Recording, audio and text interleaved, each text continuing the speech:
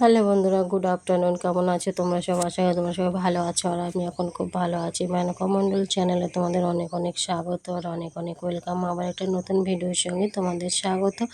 এখন বাজে হচ্ছে 1:45। আমি 1টা থেকে আমার ভিডিওটা স্টার্ট করছি। তো সকাল থেকে আমার শরীরটা প্রচণ্ড খারাপ ছিল, তো তার জন্য আমি সকালবেলায় আসতে পারিনি। শরীরটা এতটাই খারাপ ছিল, তো তোমরা তো জানোই মেয়েদের প্রত্যেকটা মাসে একটা করে প্রবলেম হতেই থাকে।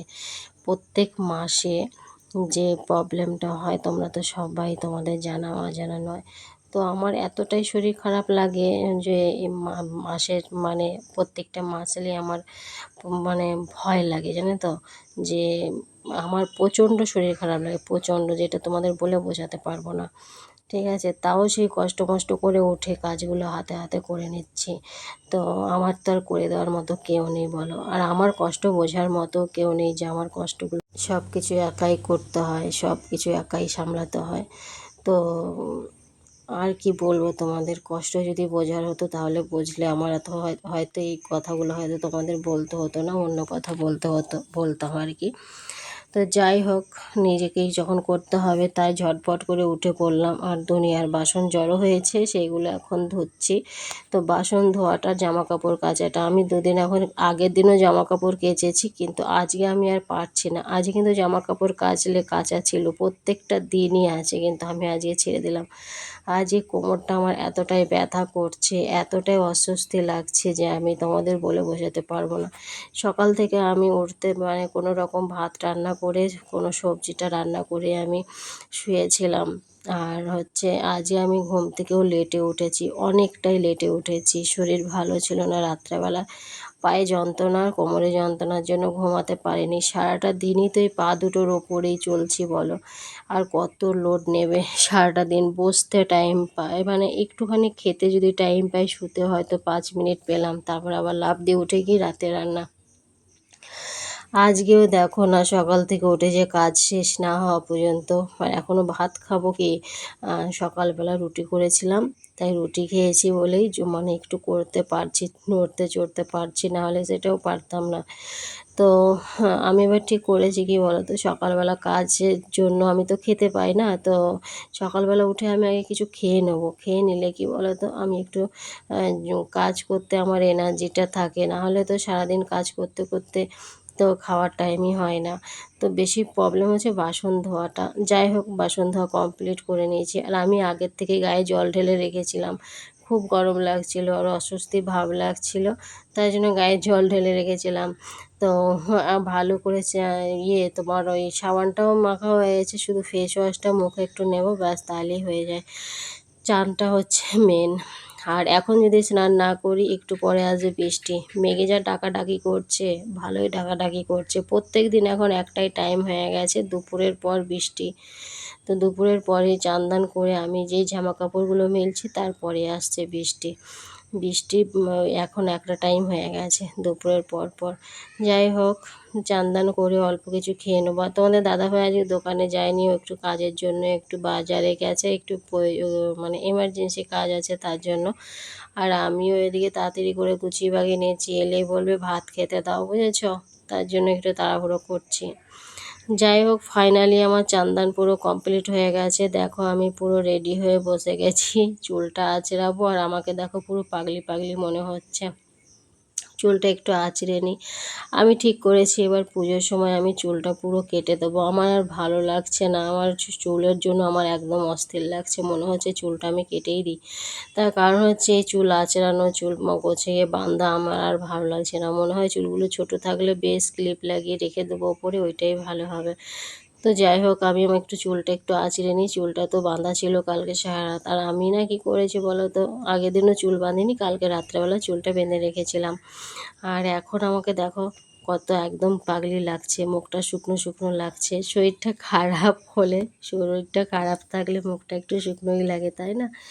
তো কি তো ভাবে বোঝাবো তোমাদের। আজকে আমার বেশি কষ্ট হচ্ছে, আজকের কষ্টটা আমি কাউকে বোঝাতে পারছি না, কিন্তু একটু মাথাটা আমার গরম হয়ে যাচ্ছে, একটু রাগ হয়ে যাচ্ছি আমি।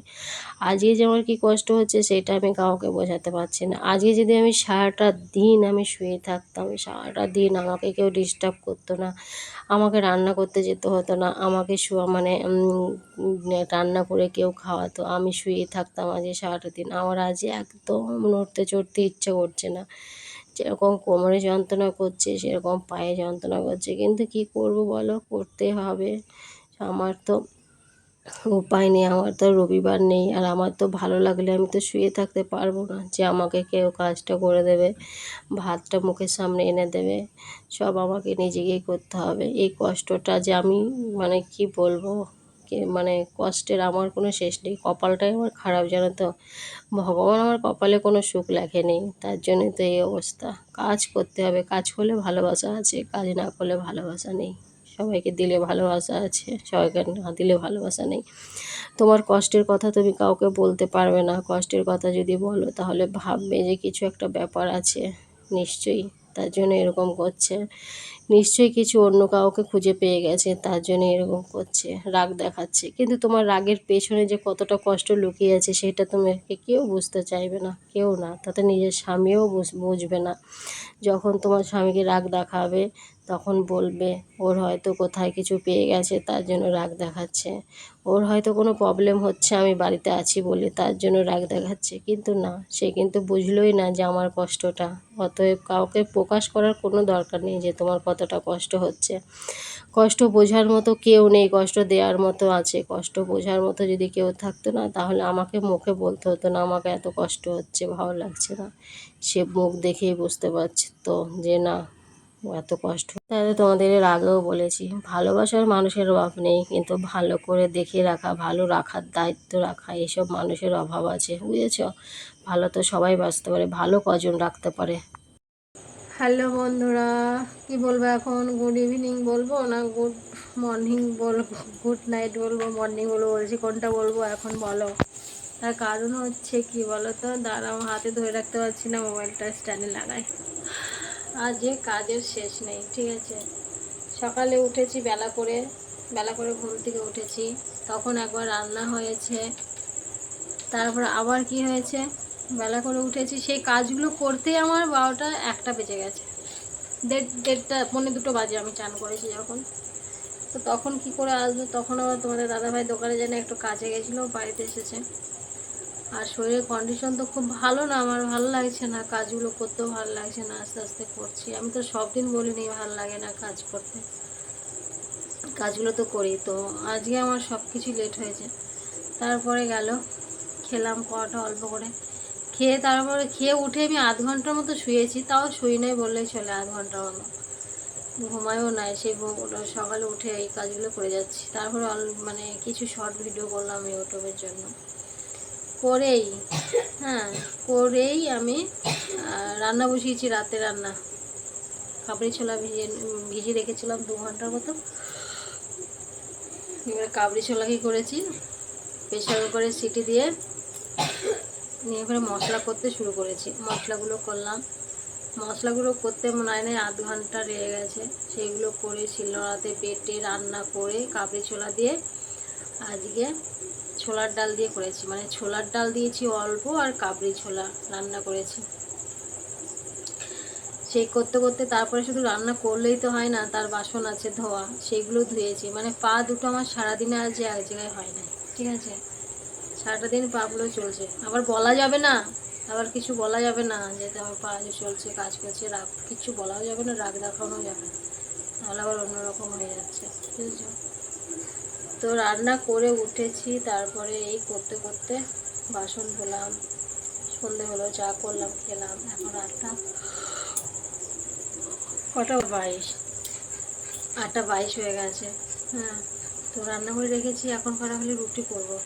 দাঁড়াও নিয়ে আসি কাবলি ছোলার বাটিটা, কেমন হয়েছে তোমাদের দেখবে। রান্নাটা অন্যরকম করেছি আজকে, আজকে পুরো টোটালটাই অন্যরকম রান্না করেছি। দাঁড়াও নিয়ে আসছি।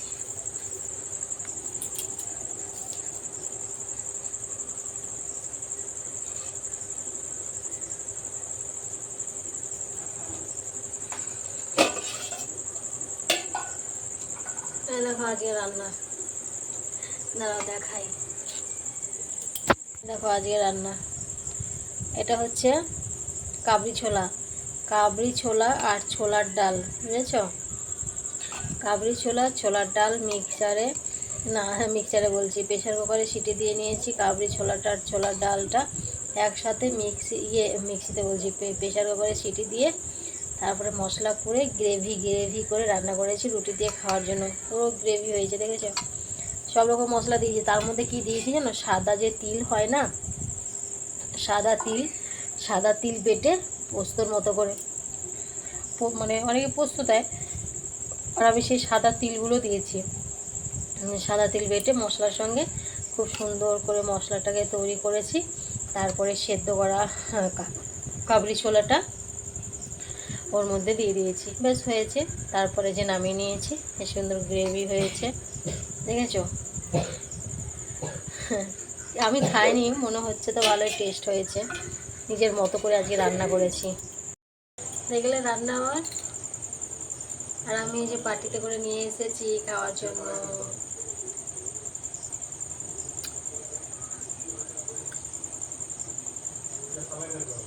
দারুণ টেস্ট হয়েছে।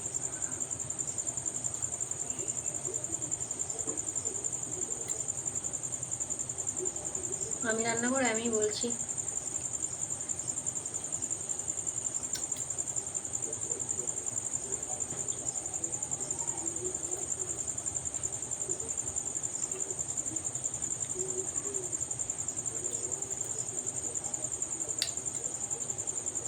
ভালো ছিল না? ভালো হয়েছে, ভালো হয়েছে।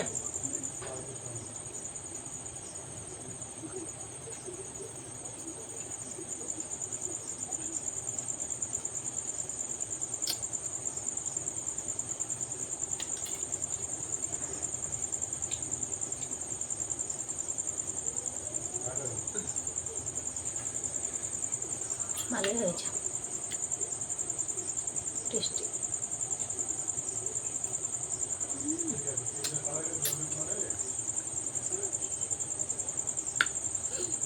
ঝাল সেরকম দিয়ে নেই, ঝাল হয় না সেরকম।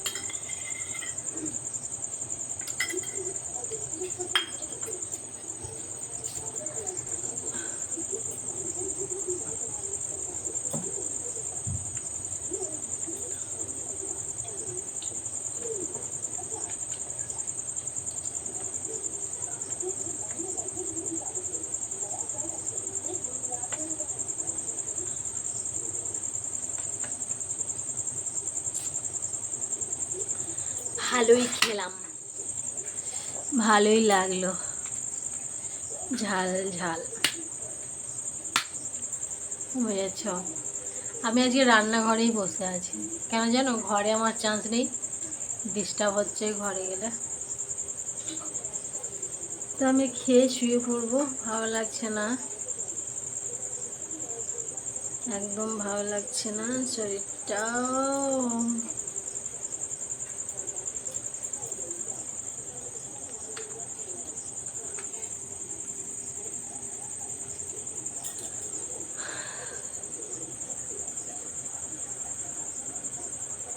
কাজ ছাড়া জীবনে কিছু নেই, কাজ করো ভালো হবে, কাজ কাজ আর কাজ।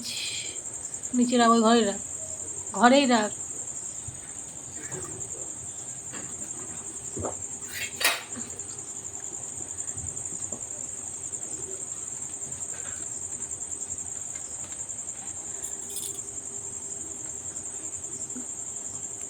ভাবছিলাম আজকে মাথায় একটু তেল নেবো, কিন্তু আজকে আর নেবো না, থাক, কাল পরশু করে নেবো। চুলটা খুলে দিয়েছি, ভিজিয়েছিলাম তো, নিয়ে পরে শুকায় নাই, জানো তো, চুলটা ভেজানো ছিল, নিয়ে পরে শুকায় নাই, তার জন্য ভিজিয়ে ছেড়ে দিয়েছি। এখন ফ্যানের নিচে শুতে তো পাইনি, আজকে যেটুকু শুয়েছিলাম উঠে গেছি, আজকে শোয়ার চান্স হয়নি। ঠিক আছে বন্ধুরা, চলো আজকে মতো ভিডিওটা আমি এখানে শেষ করছি। আবার তোমাদের সাথে দেখা হচ্ছে নেক্সট ভিডিওতে। তোমরা ভালো থেকো, সুস্থ থেকো, আর ভিডিওটা ভালো লাগলে অবশ্যই কমেন্ট করো। তো সবাইকে tata, bye bye, good night, tata.